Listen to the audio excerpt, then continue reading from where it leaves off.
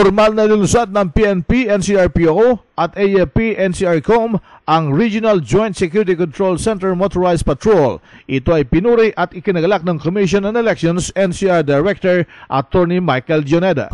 Very impressive at saka natutuwa ako na ganito ka-active ang PNP and AFP. Ito mabilis ang response natin sa mga election-related violence. Ginanap ang launching sa isang simpleng seremonya sa NCRPO Grandstand sa Camp Bikutan, Taguig, Metro Manila na dinaluhan ng mga miyembro ng media at dito'y pinaliwanag ni Rear Admiral Feliciano Angge ang role ng magkasanib na puwersa sa Metro Manila. Ang inyong Armed Forces at ang NCRPO, kami ang sumusunod sa mga iniaata sa aming ng ating COMELEC para masigurado ang ating eleksyon ay maging honest, orderly, and peaceful. Narito ngayon ang representasyon ng kanya-kanyang puwersa namin, ng NCRCOM at saka ng NCRPO. Ito, nabanggit ko kanina, ay representative lamang. Hindi ito yung kabuuan dahil yung mga kabuuan natin nakadeploy na.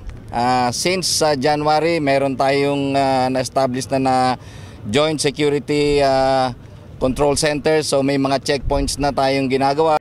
Si Rear Admiral Feliciano Angge, tiniyak naman ni NCRPO Chief Police Director General Roberto Rosales na mamamonitor nila ang mga tropang gamit ang GPS. Lahat ng mobile cars ngayon ng National Capital Region ay equipped with GPS tracking device. So ang mangyayari dyan ay mayroong mobile car, ang team niya itong mga nakamotorsiklo na to. So kung nasaan yung mobile car na yon, ibig sabihin nandun din itong mga nakamotorcycle na to.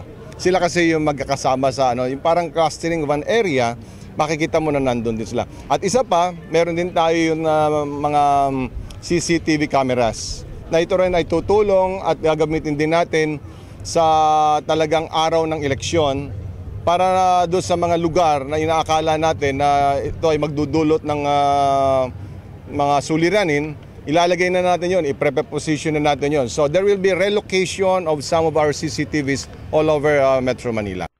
Si NCRPO Chief Police Director Roberto Rosales, RH 911, Bing Formento ng DZRH Nationwide.